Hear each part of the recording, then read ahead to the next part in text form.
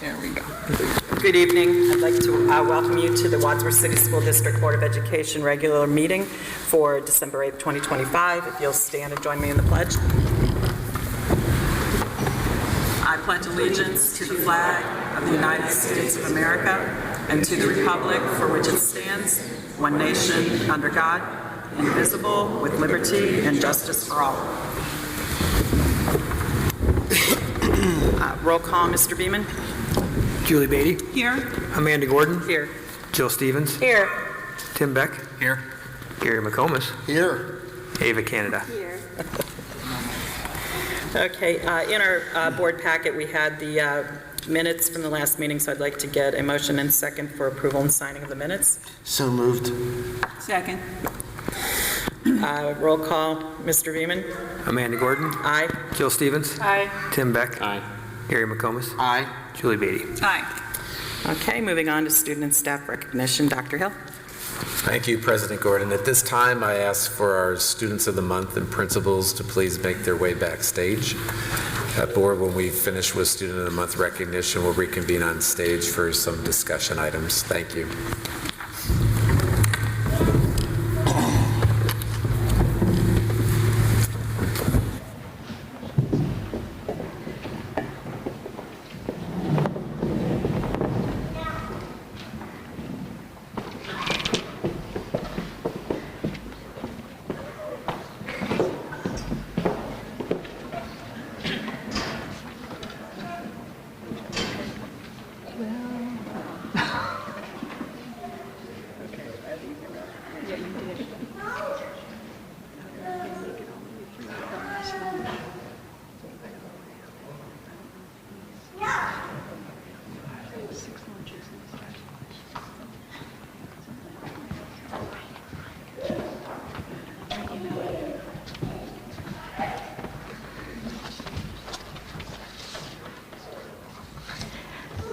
Good evening, Wadsworth families. Tonight, we are so proud to recognize Emily Kitzmiller as Franklin Elementary's December Board of Education Student of the Month.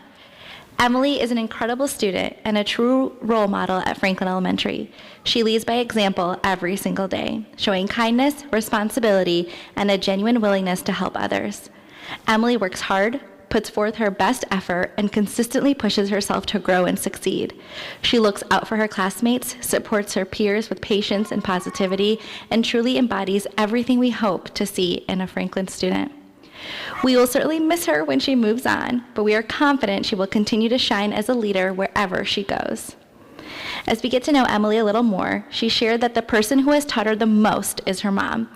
She's always there for her, helping her, taking her to all the places that she needs to be, and surrounding her with lots of love.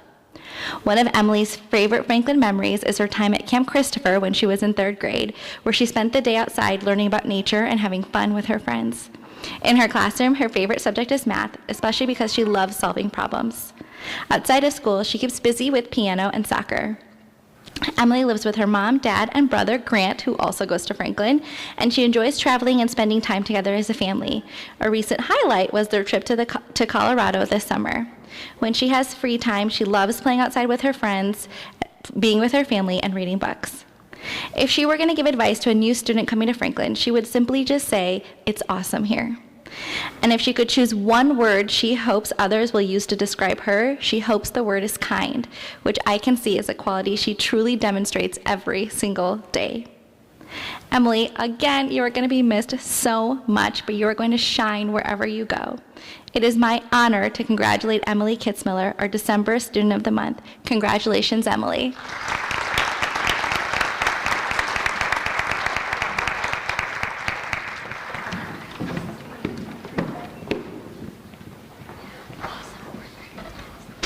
Oops.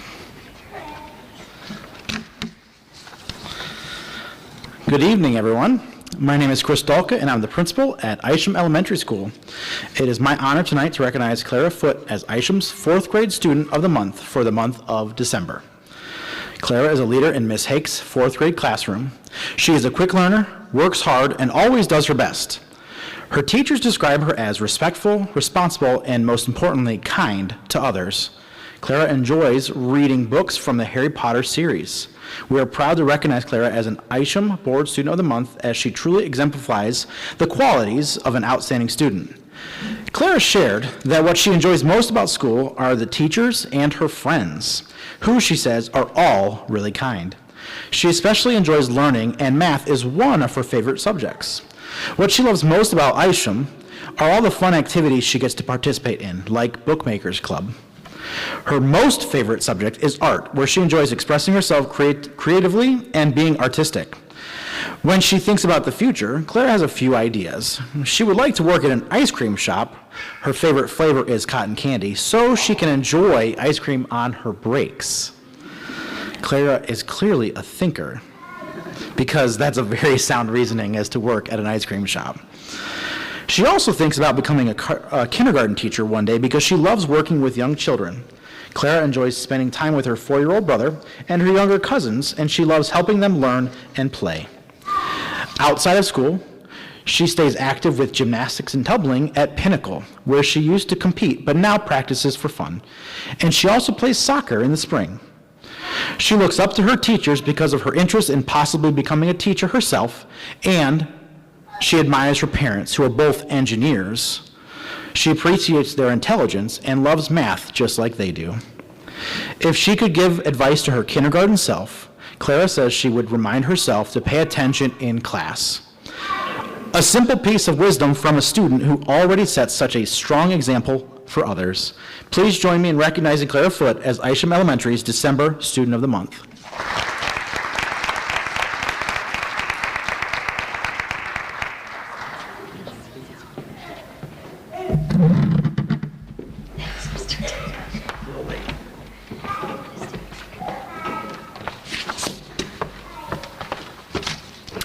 Good evening. My name is Laura Maslick, proud principal at Lincoln Elementary School, and it is my pleasure to introduce to you Lincoln's December Board Student of the Month, Landon Reed. Landon is an amazing 4th grader who lives with his mom, Amanda, his dad, Andy, and his younger sister, Charlotte. Their family also includes one special dog named Gunner. Here's what Landon's teachers, Miss Sibio and Mrs. Barker, had to say about Landon when nominating him. We are proud to recognize Landon Reed as our Board Student of the Month. Landon is an outstanding student with a caring heart and a positive attitude. He can often be found helping classmates pick up supplies, pack up their belongings at the end of the day. He is kind and dependable, and his classmates always enjoy having them on their team. Landon demonstrates responsibility, respect, and kindness in everything he does. He takes his role on Lincoln's Student Council Board very seriously and always puts forth his best effort to participate in school activities, both at school and outside of school. He's a great leader during our morning announcements, and he's always volunteering his time.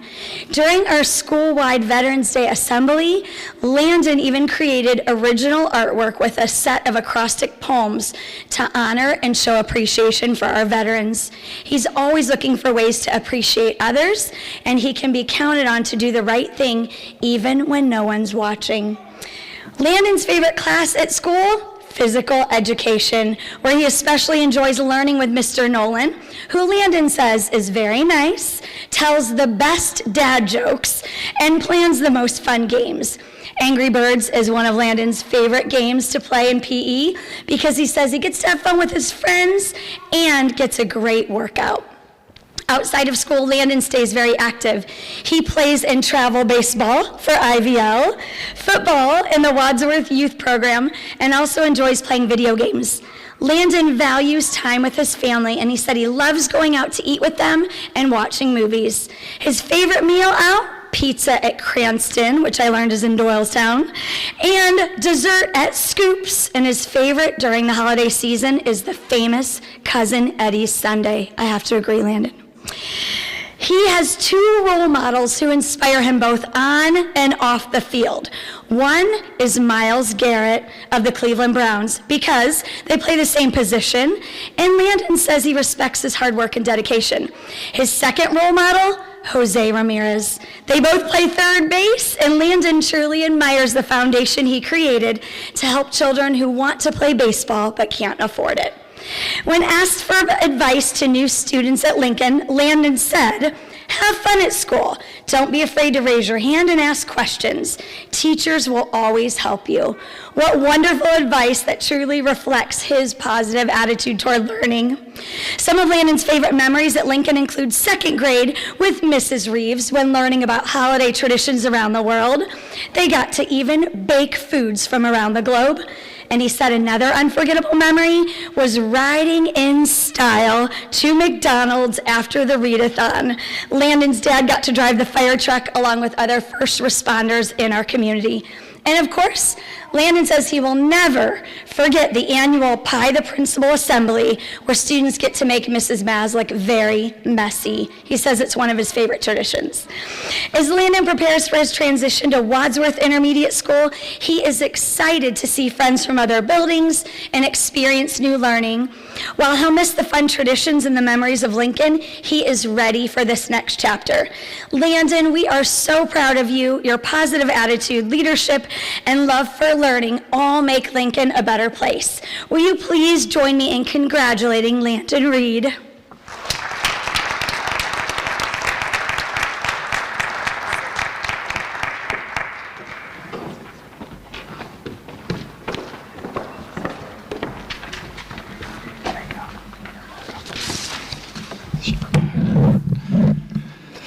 Good evening. My name is Dave Ryder, and I'm the principal at Overlook Elementary.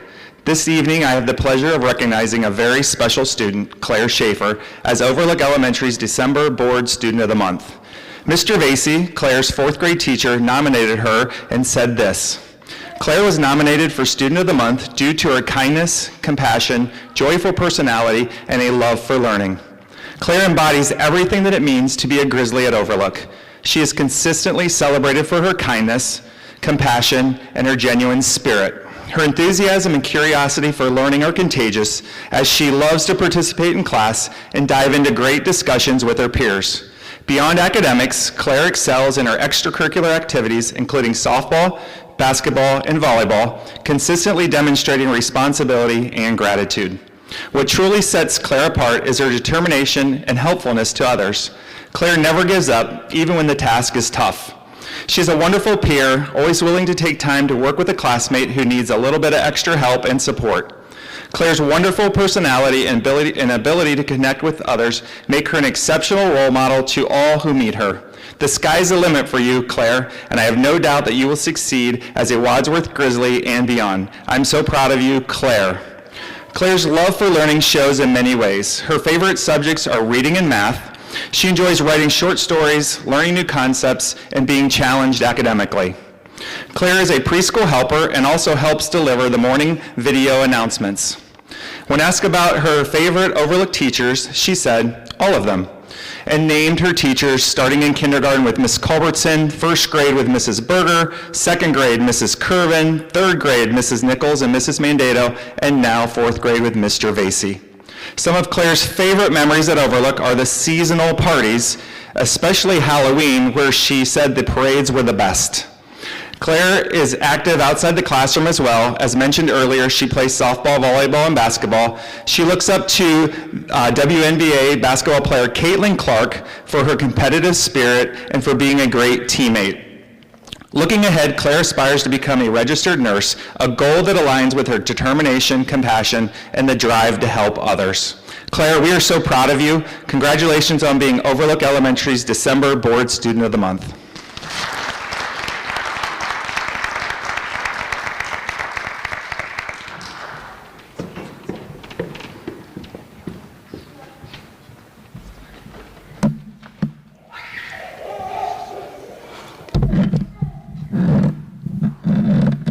Sorry about that. All right, well, good evening. I am Carrie Hampshire, and I am the principal at Valley View Elementary, and I am very excited and happy to introduce you to Miss Della Jones.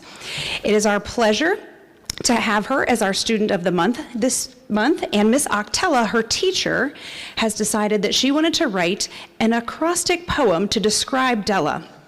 D is for diligent, about the work and the task that she completes. E is for excellent student and friend. L for leader, because she's not afraid to take charge when she needs to in the classroom. L, because she's lovable to both peers and adults. And A, she is always doing the right thing. This evening, she is accompanied by her mom, Jill, and her dad, David, and her grandma and grandpa. She was very excited that they were going to be able to come this evening to celebrate with her. Della has made a wonderful transition into 4th grade at Valley View, and she has shown leadership by being safe, kind, and responsible in all areas of our building. She represents everything that we are looking for in a Valley View leader and a well-rounded student. She has a strong work ethic and is wonderful to her peers and to new students in the building as well. One of my favorite memories with Della is she served on our student interview committee, and she gave her time over the summer to come in and sit through lessons so that we could interview teachers to make sure that we hired just the right person for her grade. Della lives at home with mom, dad, brother Jack, and her grandparents, and she is a very busy lady. She plays softball, basketball, and volleyball. She's doing piano lessons, and she loves to bake. She said her favorite recipes are cookies and brownies. She really enjoys spending time with her family and playing games, especially Uno. I asked her who she looks up to the most, and she said her mom. Della loves math, and she wants to follow her mom's lead and become a teacher when she gets older. Della is really looking forward to heading to Columbus this year to learn all about Ohio history, and she wanted to share a little bit of advice with the students at Valley View. Always do your best and try your hardest. We are very proud to have Della representing Valley View as our Student of the Month. Congratulations.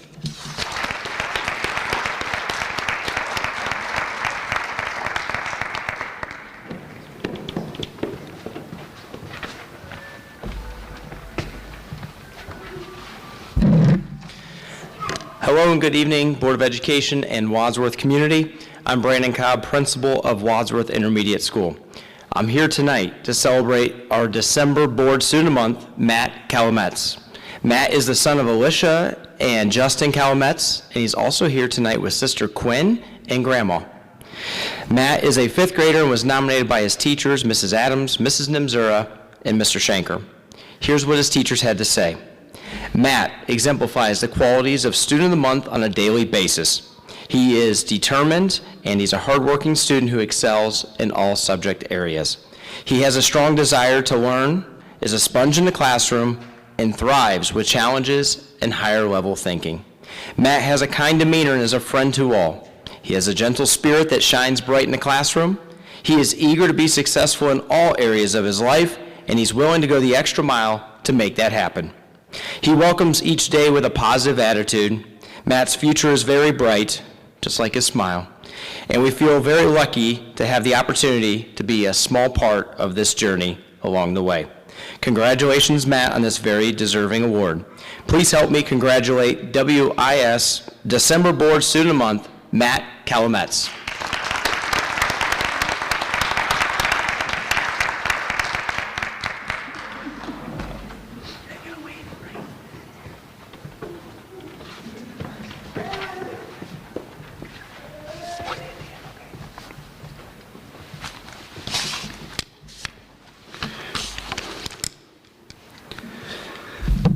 Good evening, my name is Chris Roberts, proud principal at Wadsworth Middle School. Tonight I'm proud to recognize an outstanding student whose curiosity, steady determination, and genuine kindness make him a wonderful member of our school community. Our Wadsworth Middle School December Board Student of the Month, Mason Schreiber. Mason has a natural love for learning, especially in science and social studies. He's fascinated by how ancient civilizations have shaped the world we live in today, and he brings that same interest and excitement into the science lab where hands-on experiments help the subject come alive for him. Recently, Mason completed an essay in language arts that he is particularly proud of. Even though he missed the first day of the assignment, that didn't slow him down. He worked hard, stayed focused, and produced something that he could feel great about. An excellent example to his resilience and commitment. When asked what has contributed to his success at Wadsworth Middle School, Mason shared that his friends and Miss Duvall play a big part. Their encouragement and positivity make school a place he genuinely enjoys coming to each and every day. Mason's motivation isn't tied to a single moment or strategy. It's just simply part of who he is. He approaches school with a mindset of always doing his best. Outside the classroom, Mason enjoys playing Roblox, a hobby that lets him relax, have fun, and stay connected with friends. Mason shared that he has become the person he is today thanks to his parents, who have always shown him what it means to be kind, caring, and supportive. Their influence has shaped his character and the way he treats others. When offering advice to his peers, Mason keeps it simple and meaningful. Just try to be your best self. And when faced with challenges, he doesn't dwell on setbacks. Instead, he moves forward, focusing on growth, effort, and accepting outcomes with maturity well beyond his years. As he looks ahead for the rest of the school year, his goal is simple yet admirable. Just continue doing the best he can. He's grateful for all of his teachers, who he describes as kind and gifted at teaching in ways that make learning clear and accessible. Mason, your curiosity, positivity, and strong sense of character shine bright at Wadsworth Middle School. Please join me in congratulating Mason Shriver on being Wadsworth Middle School December Board Student of the Month.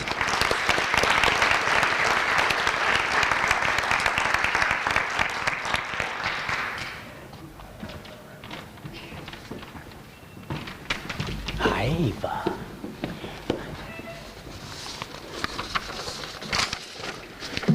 Make sure I got him. Good evening. I'm Rich Berlin. I'm the Associate Principal at Wadsworth High School. Wadsworth High School proudly presents Robert Beatty as December's Student of the Month. Robert is the son of Natalie Heisler. Robert enjoys playing tennis, running, hiking, and being outdoors with his family. Robert exemplifies leadership and dedication. He's involved in tennis, cross-country, show choir, as well as the recycling club and the vocal jazz program. He is also a member of the International Club, which he has led the last 2 years. Outside of school, he is a member of the Springside Tennis Club and a Boy Scout. He earned his Eagle Scout in the summer of 2022 by completing animal shelters for Kitten Crazy in Medina, along with beautification projects for Bird Park and Woodlawn Cemetery here in Wadsworth. As a senior, Robert's academic commitment is truly impressive. This year, he's tackling 1 CCP and 4 AP courses, in addition to the 7 advanced classes he has completed previously. He manages his rigorous course load while still maintaining an active role in extracurriculars.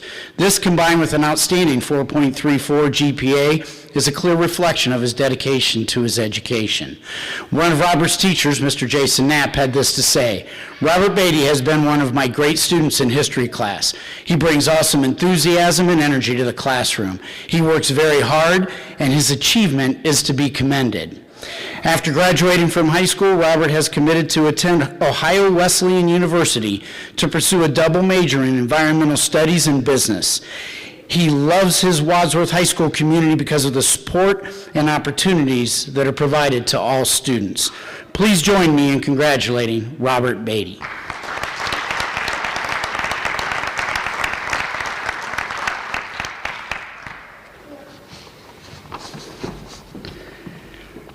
And now Wadsworth High School proudly presents Ty Rayson as December's Career Tech Student of the Month.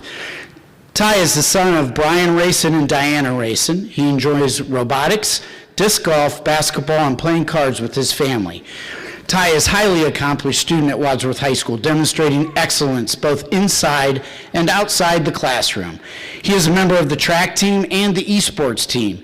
He is also a member of the cross-country team, where this year he was team captain as well as a state qualifier.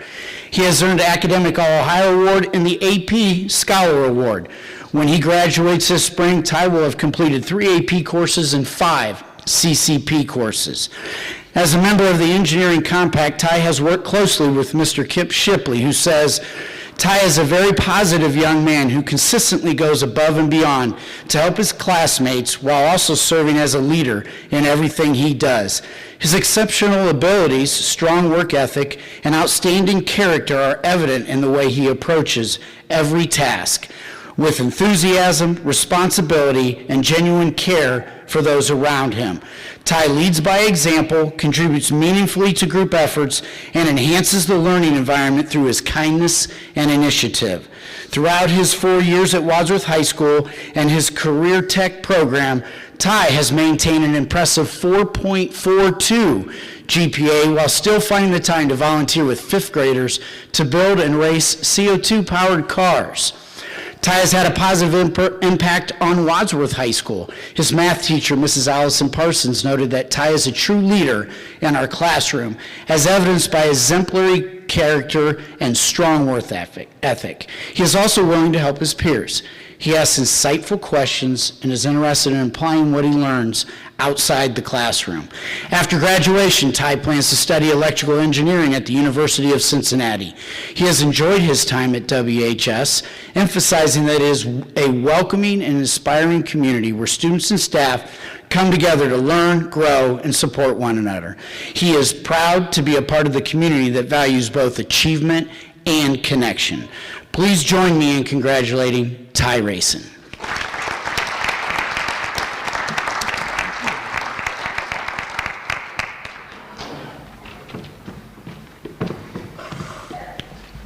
Congratulations again to all of our students of the month, family, friends, and others that joined us this evening. Thank you for being here.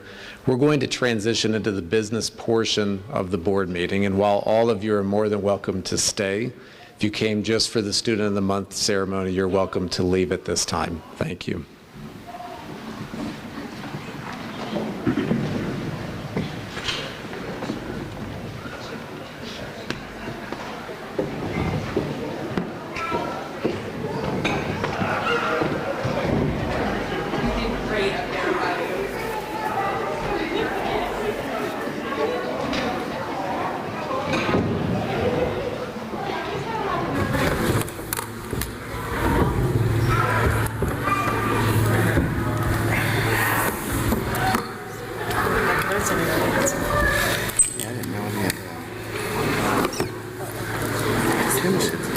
Two of them. One of them's my neighbor. And one of the dads was like, "Can you take photos?"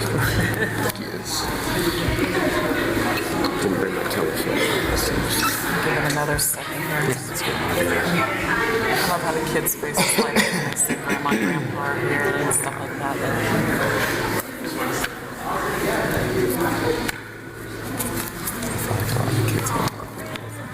Yeah. It's a big family celebration, which is great.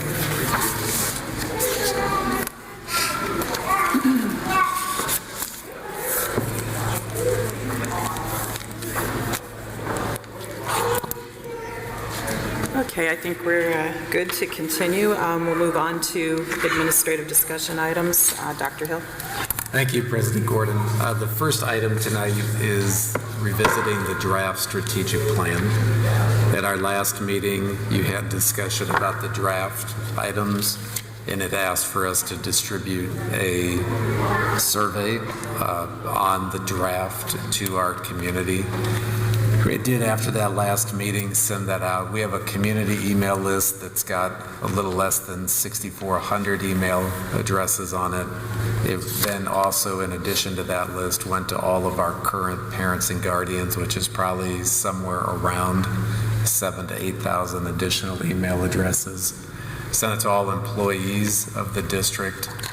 And then on top of that, we sent it to students at the high school, about 1,300 students total.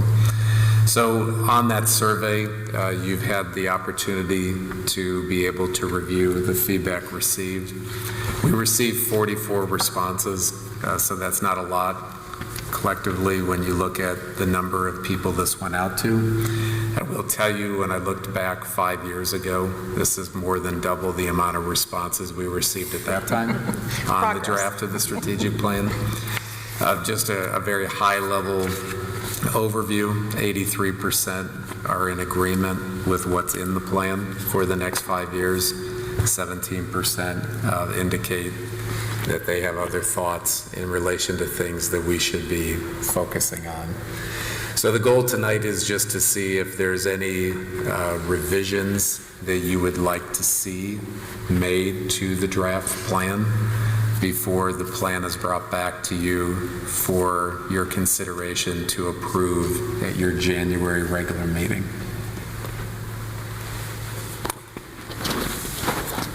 Any comments? I think the only thing that we could potentially look at, I noticed some of the comments were talking about for our goal for improving or enhancing our literacy process was a lot of individuals wanted to know maybe more specifics.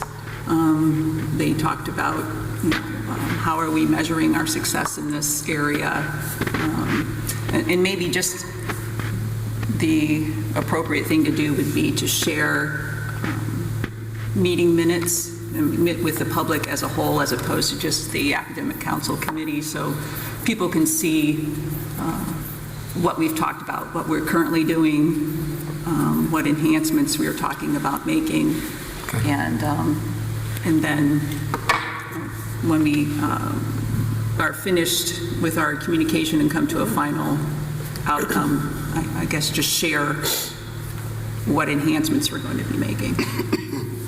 Okay, we can do that. Okay. Anyone else? Okay.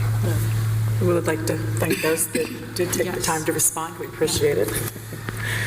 Okay. Okay, the second discussion item tonight is, again, a follow-up that we discussed at the last meeting.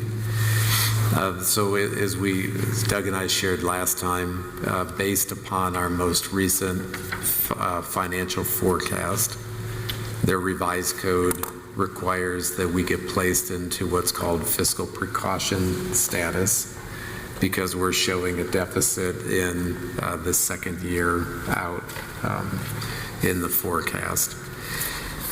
We engaged, Doug and I did, we've met a couple times now with a gentleman named Christopher Wright from the Department of Education and Workforce. He's been assigned to us to work in the development of the plan. Shared to you last time that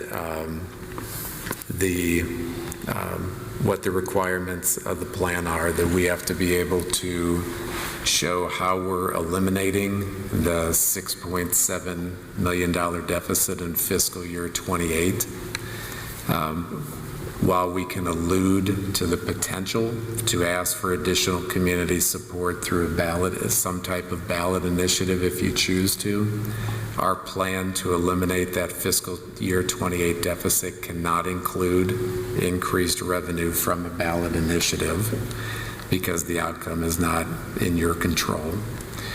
And we have to submit this plan to the Department of Education and Workforce by December 21st. That plan has to be approved. So at the last meeting, we told you that we would provide an update tonight, a kind of recap to maybe how we got to where we are.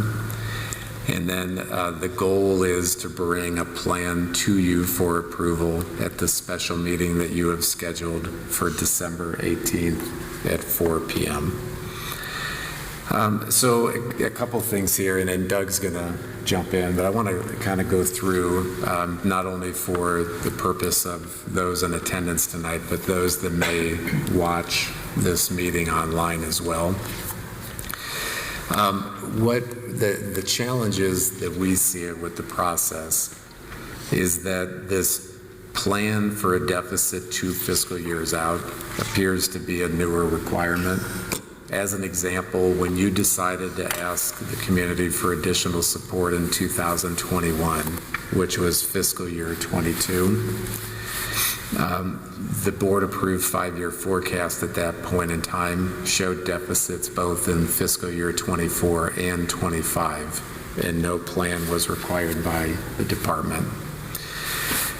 Creating a reduction plan within a short time frame before our community has had the opportunity to determine whether they'll support the level of services they expect from our district is premature and does not allow for a collaborative process that involves meaningful dialogue with all parties. And I think what you're going to hear Doug and I suggest to you as we move forward is that, we create the plan that we're required to by December 21st and submit it with your blessing and approval. But recognizing, as the department does, that there can be as many changes to the plan moving forward as you choose to. And so as you get into having discussion in early January, like the draft strategic plan talks about, to determine if and when and what type or whatever ballot initiative may go forward to our community, at the same time, we should be working on revisions to the plan in case there needs to be some type of reductions that occur either in combination with an ask to the community, or if we're not fortunate to have the support that's needed, because there is a real deficit that we'll be facing. Primary factors that led to the situation, these are some. It's obviously not an all-inclusive list. But as you've heard Doug talk about before, our state level funding formula is using 2022 cost inputs for a biennial budget that started July 1st of this year. There's been obviously rising costs of services and supplies. The traditional school levy cycle is something that factors into this, as the amount of money we receive through voted levies for the most part does not increase as property values increase due to House Bill 920 in the 1970s. That bill requires that millage gets adjusted to match dollars the levy initially collected when passed. There's been a shifting of burden to fund public schools from the state and businesses to the local property owners. As an example, local property owners now across the state, the share of funding 67.5%. In 1991, it was 46%. There's been a lot of legislative action that's taken place recently, some of which has become law, that has further eroded dollars that would otherwise come to public schools. An example of that would be options for county commissioners to reduce property taxes that were included in the most recent biennial budget, House Bill 96.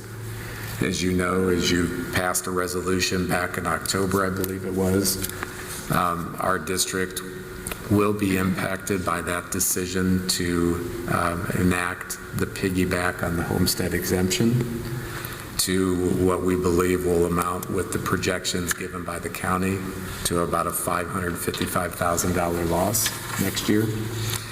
That as an aside, as we get into the plan, that's not even included in the $6.7 million. That would be in addition to.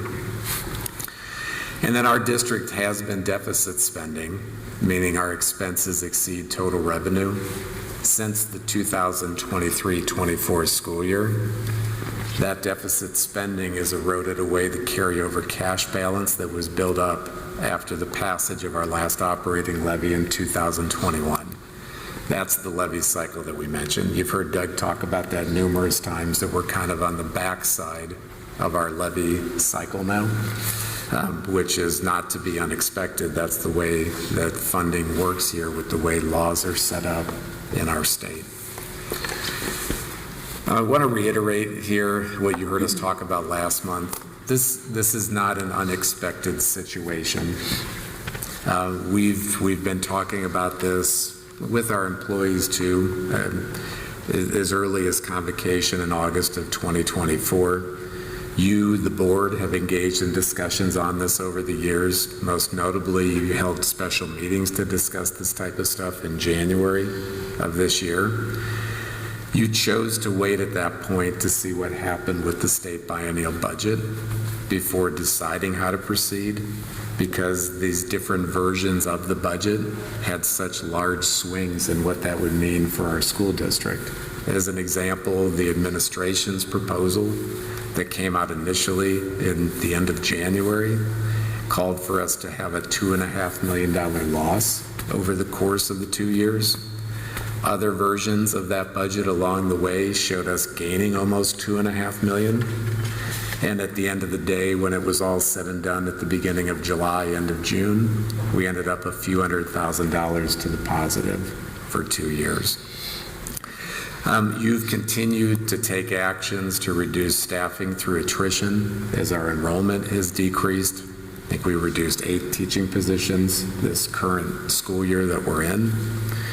And you've made decisions to balance the need to provide top-level services to our students, support our employees while extending our finances as long as possible. So this isn't an unexpected situation. What is new is this requirement to submit something to the state with the point that we're in right now. So, I don't want to minimize at all the reality that there is a financial situation here that we need to address. You know that, though. You've talked about that. You know that the time for us to do that is now.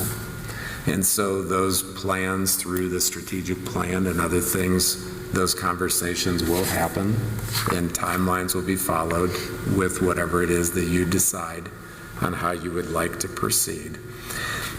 So we're working through all of this stuff now. When Doug and I then sit down to try to create an initial plan of how we would reduce really what amounts to $7.2 million, because they make us factor in now the piggyback on the homestead exemption. It's impossible, no matter how much anyone wants to, when over 80% of our budget is people, salary and benefits, because we are a people business. It's impossible for us to be able to come up with ways that are going to keep an impact if we ever had to go that direction and address that budget just strictly through reductions. It's impossible to do so in a way that would be able to provide the level of services that our community has come to expect and to support many of the goals and initiatives, class size reduction, other things that you've made an emphasis of over the years, placed an emphasis on. So as we continue to develop this, I think you can expect that there's going to be personnel. While nothing will be named with people, positions, or other things, because those are things that there needs to be ongoing dialogue, collaboration on, community engagement. You can expect that there will be personnel that will have to be where a large bulk of these dollars were to come from. I think you could expect to see that that would be spread across administrative, teachers, support staff.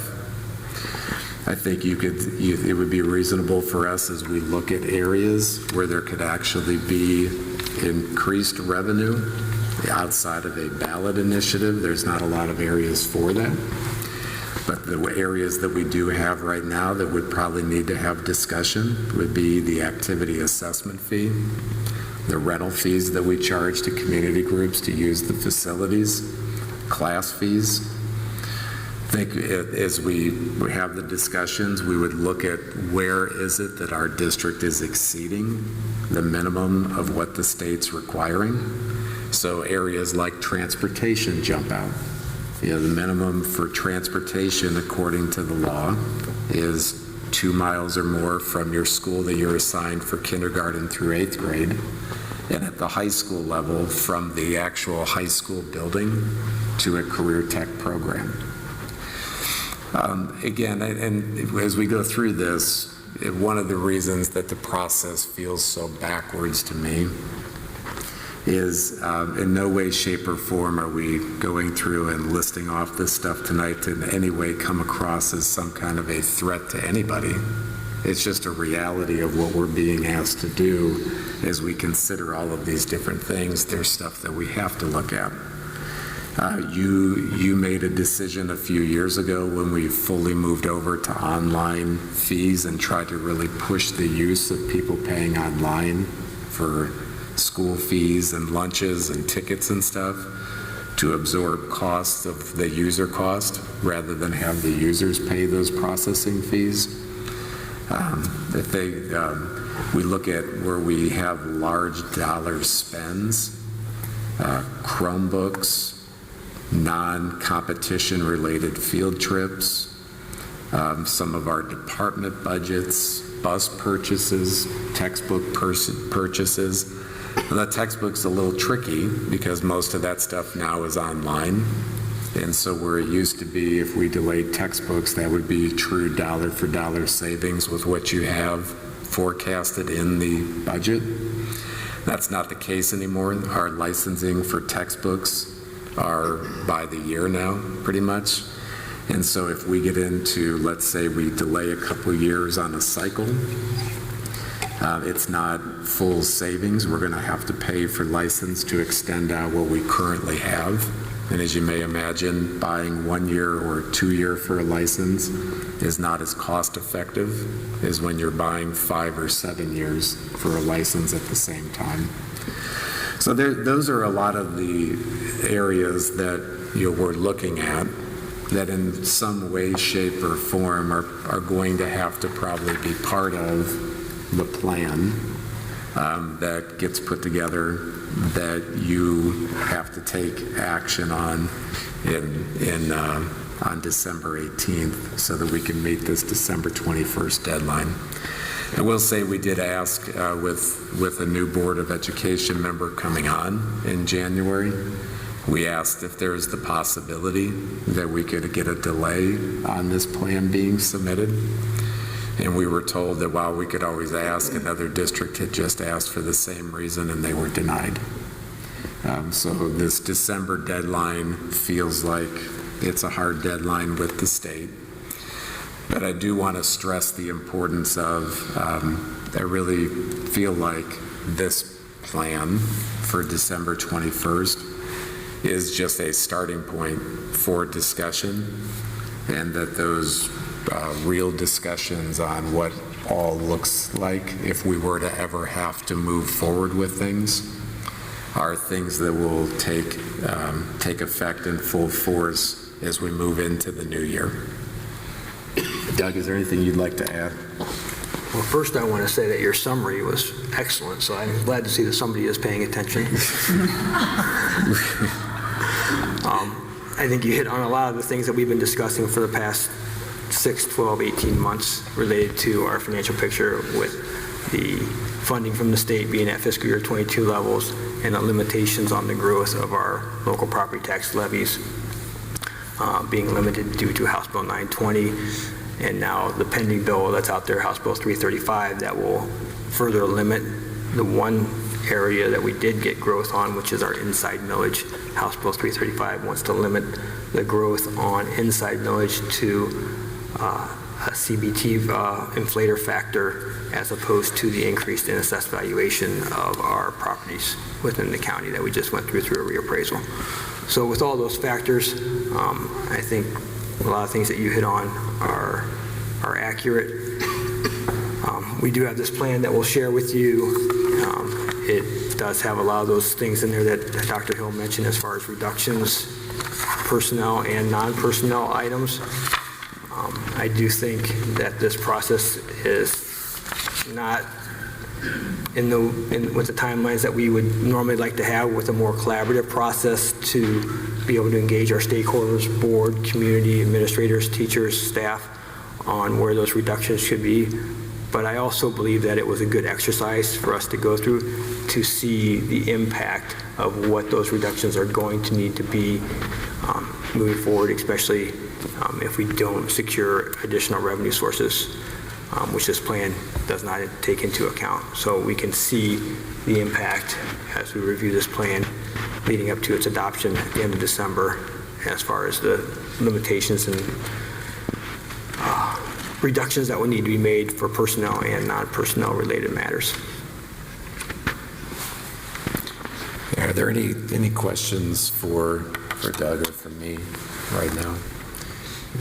I will share that what you'll be asked to vote on the 18th will be fully available for public viewing as we put out everything for board meetings. So No question, but a comment. So I think this year's theme has certainly centered around finances.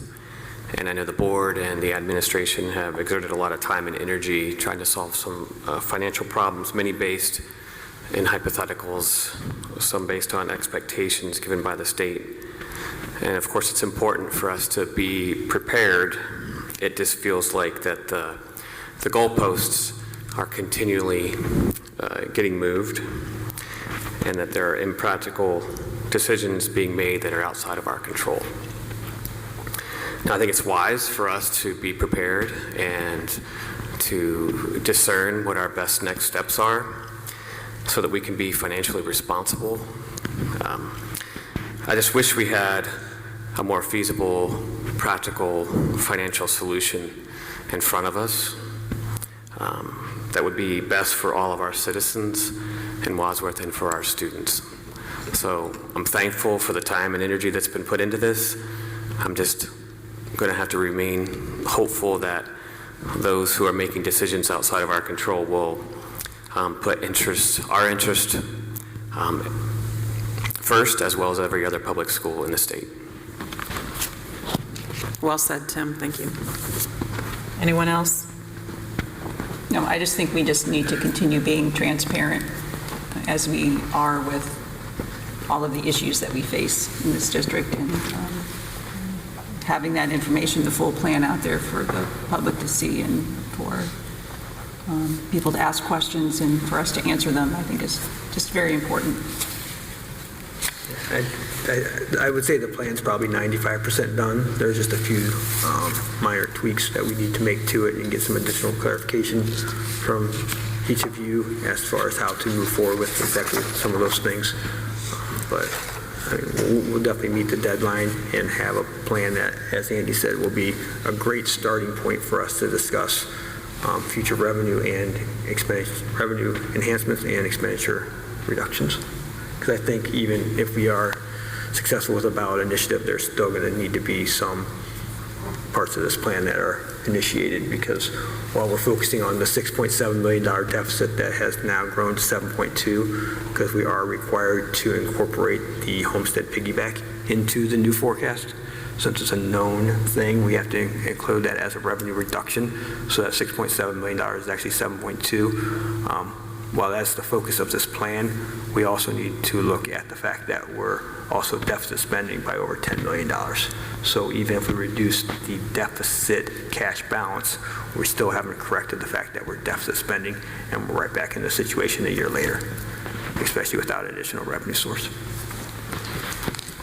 It's definitely a Herculean effort and task, and puts us in a very challenging situation. And I want to thank you guys for all the work. You say you're about 95% done. I think that's absolutely amazing, given the time that you were given. And I'm looking at your spreadsheet, and I see green and red, and I don't think that's for Christmas or anything. So let's try to get more green, and thank you for that. And we appreciate the efforts. So yeah, we meet again with Christopher Wright at the department on Thursday. That's our final meeting with him prior to our meeting with you on the 18th. Andy, I know you shared some information with the employees of the district. Yes. And I don't recall if we published that externally, but we might consider that as well. Yeah, in we could advance of that. definitely do that. We did. Sure. I did not, Did but not. we can. Yeah, I definitely can share this. So. okay. Anything else? Thank you very much. You good? Thank you. Yeah, thank you. Okay, we're at the fun part of the evening for public participation. Anyone? Okay. Good feeling gone. Moving on to administrative items. Back to Dr. Hill. Thank you. Tonight, personnel consent, we have items 1 through 3. There were on the addendum that came out today. I always mention them in this section, even though you'll ratify later. I do want to make note just of those that have submitted retirements that are on the agenda tonight. Kathy Ott, Barb Crooks, Ann Doherty, Lori Ryder. many years of service to our community and kids. And so we thank those ladies very much for all they have done and wish them the best as they move forward after this school year.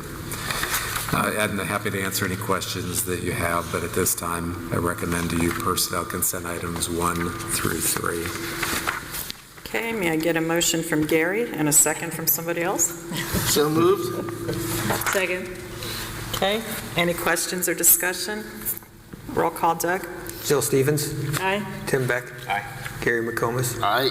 Julie Beatty. Aye. Amanda Gordon. Aye. Next, action consent items, there's 14 tonight. 11 through 14 came out on the addendum today. 11 is that preventive maintenance agreement for Spear Mechanical. That's actually for the community center, but we're the fiscal agent, so that needs your approval. 12 is the Jostens agreement for high school yearbook. 13 is an agreement with Time Clock Plus to get our substitutes added into their system.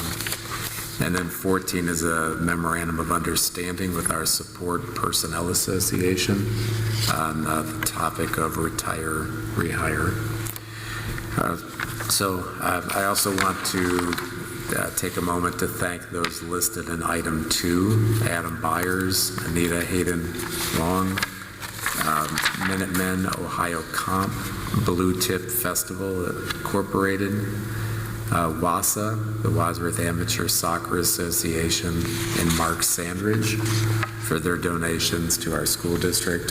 As with each month, we're so very fortunate to have individuals and organizations and companies that continue to support us, our students, at the level that they do. So at this time, I recommend to you action consent items 1 through 14. Okay, motion and second. So moved. Second. Any questions or discussion? Roll call, Doug. Tim Beck. Aye. Gary McComas. Aye. Julie Beatty. Aye. Amanda Gordon. Aye. Jill Stevens. Aye. Thank you. Thank you, Dr. Hill.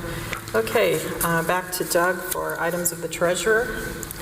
Yes, 2 items for action tonight, 1 and 3. 1 is to renew your membership with Ohio School Boards, and then to approve your November 2025 financial reports. And then the middle one is to set a date for the organizational meeting in early January.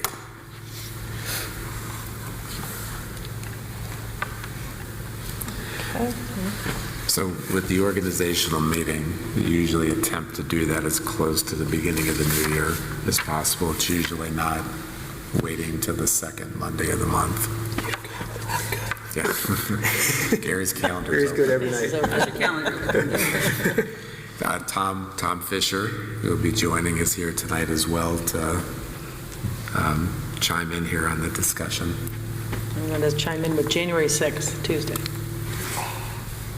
I am not good that night. I'm not good on the 5th or the 7th. 8th? Pretty close to the 12th. Early on the 5th? Did you say the 5th, Jill? Yeah, that's not good for me. Okay. Never mind. 8th? 8th? Bless you. That works for me. Yes. Tim, how are you? Yeah, that's good. Tom? I'm supposed to have a hair appointment, but I'll reschedule it. Okay. Oh, didn't you know that was one of the benefits? They can do it here for you. Okay, so our normal time in the evening, or do you want to do it earlier? Earlier for all. We're still at least this month, aren't we? Is it? Yes. We're doing, yeah. I guess we will. We'll go right into the regular meeting after the Yeah, organization. because we'll have the organizational, then the regular. So it may be best to keep it in the evening with students of the month. Okay.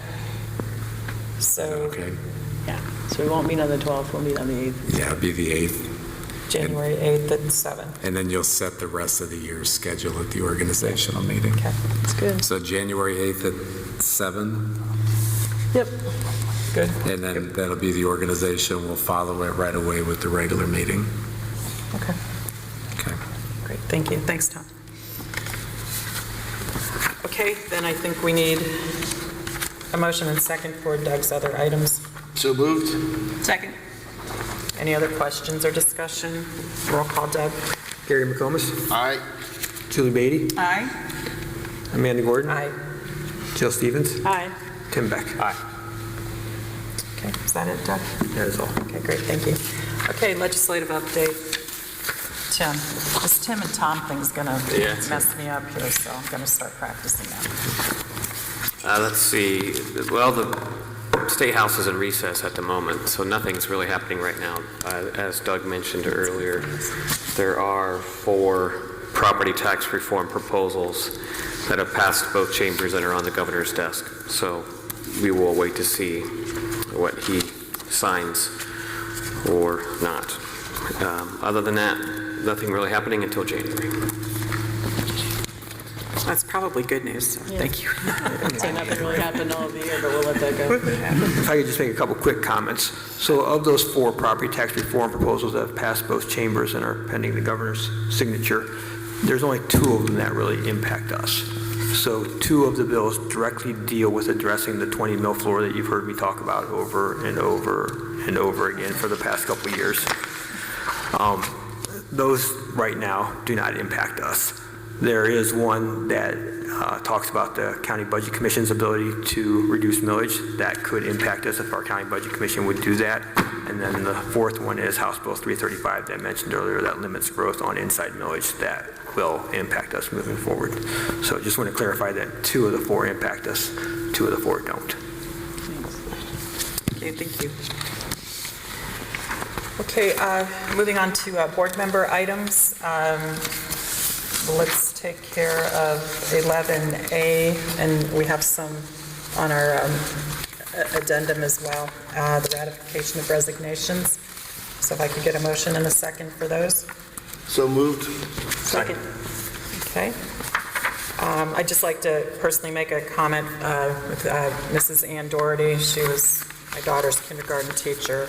Just love her to death, and congratulations to her and all the rest on the list here. So, okay, Doug, roll call.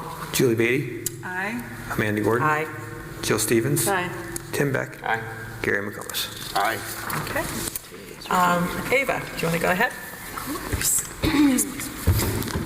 So, hello, first of all. Today, I kind of just want to talk about what we were able to do today. So, this morning, Student Council was able to host a Christmas party for the Suprema Center.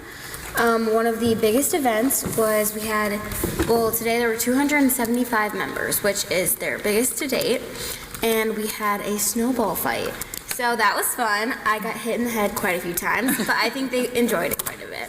And then right after that, Grizzly Readers, we were able to put little rubber ducks on our students' cars as a little happy holidays gift and just, good luck on midterms and finals. But back to what everything else we've done in December is, let me put my spot. So this past Saturday, Student Council was able to go shopping for 4 needy families. We were able to supply them with clothes, games, and some essentials, as well as some gift cards. In the athletics, the boys and girls basketballs are off to an amazing start for their season. They both won their home openers. Our competitive cheer team placed 6th out of 16th in their competition over the weekend. And for bowling, our boys team placed 1st at the Muskingum Invitational, and the girls placed 3rd. At the last swim meet, we had multiple students take 1st place in their events.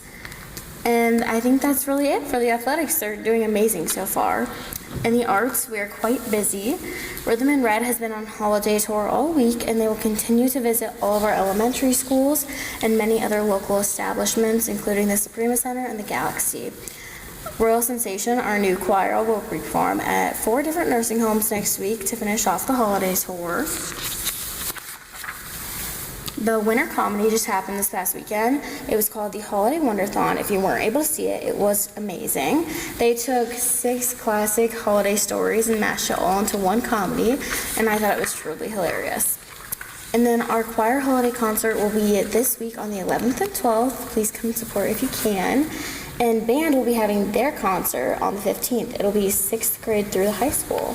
So if everyone can come support us, it'd be great.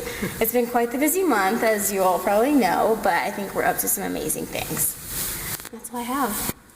Thank you. Always a great recap. We appreciate it. So, okay. So additional board member items tonight. I'm going to go first tonight, and this is to kick off honoring Gary McComas, who has spent... We should be very short then. Good night, everybody. Who's spent 8 years with us, has just been a treasure to work with, showed exceptional leadership on some very difficult times that we had to deal with, and your expertise in the business world and your way of looking at problems, solving them, keeping a little levity in the situation, and just truly friendship. Just really, really appreciate you and wanted to congratulate you for your 8 years of service. And on behalf of the rest of the board, we have a gift for you. We know that you're going to need something to fill your time on Mondays, second Monday of the month. So we put together a personalized box of golf goodies, because we figure you might find your way out on the golf course, especially the second Mondays of the month. I don't have to miss my league anymore. That's right. It'll open if you slide the front part. Oh, there you go. Oh. Well, thank you very much. You guys didn't have to do this. We wanted to. We triple checked to make sure that we spelled your name right. There's not two S's. No. Thank you very much. Gary. You're very welcome. I don't know if others would like to go ahead and chime in. No, I mean, you said it very well, Amanda. Just thank you for the last 8 years. We certainly had some challenging times, and we had some good times, but really your sense of humor, your wit, and your knowledge in the business world was really very helpful in providing us information that we needed to help us make decisions. So I just appreciate you donating 8 years of your life to the school board, and I just wish you really well. Well, thank you very much. Yeah, I'll echo that. When I started 2 years ago, there was one empty seat, and it was here, and you were sitting there, and you made me feel very welcomed and helped me get acclimated onto the board, so I really appreciate that. And yeah, certainly we all appreciate your perspective when it comes to business and manufacturing, and hopefully you'll be on speed dial if there's ever a roofing question, because I've never heard someone explain roofing like you can, so. But anyway, thank you so much for your time and energy that you've exerted into the board for the last 8 years. Thank you very much. I'll echo the same sentiments. Gary and I have 2 kids that are very good friends, and so while he's not as funny as I am, I do get to spend some additional time with him, let's be clear. But I've appreciated learning from Gary. You brought a different perspective to conversations and given us pause and something to think about every single time, which I'll miss, and I won't miss, but I'll miss. So it's good to have that perspective, and thank you. I appreciate anybody who steps up to support their community and all things WCTV. So thank you for that. Well, thank you very much. I appreciate it. Okay, it's you. You have anything else? Me? No, I know everything there is about me. I don't need to. Okay. No, but thank you guys very much. It's the last 8 years have been a great experience for me. I've definitely grown professionally.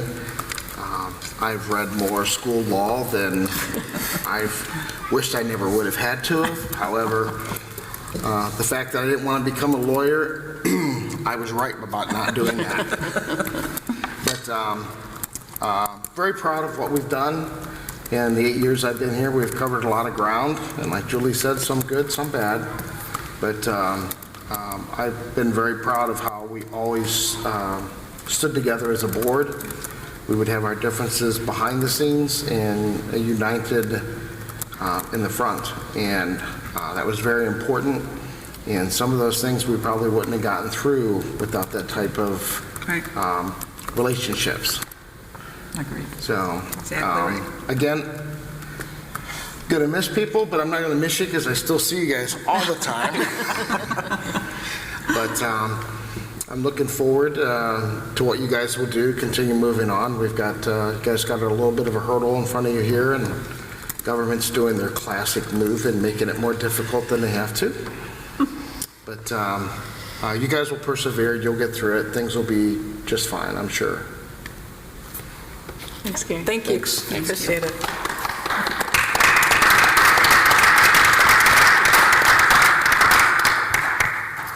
Okay, before we go into executive session, do we have any other board comments? I just want to wish everybody happy holidays, and I'm really impressed with how all of our PTOs and our buildings are collaborating with nonprofit organizations to get donations to our families that are struggling during this holiday season. So I just think it's wonderful, once again, all of the collaboration that happens in this city and with our school district and our families. So thank you, and just Merry Christmas, Happy New Year. Anyone else? I'm just going to go ditto. Okay. Yeah, Merry Christmas.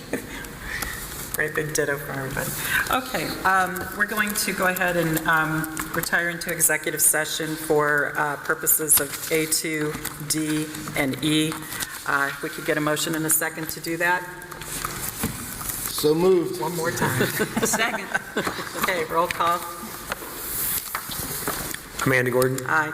Jill Stevens. Aye. Tim Beck. Aye. Gary McComas. Aye. Julie Beatty. Aye. Thank you. Merry Christmas, everybody.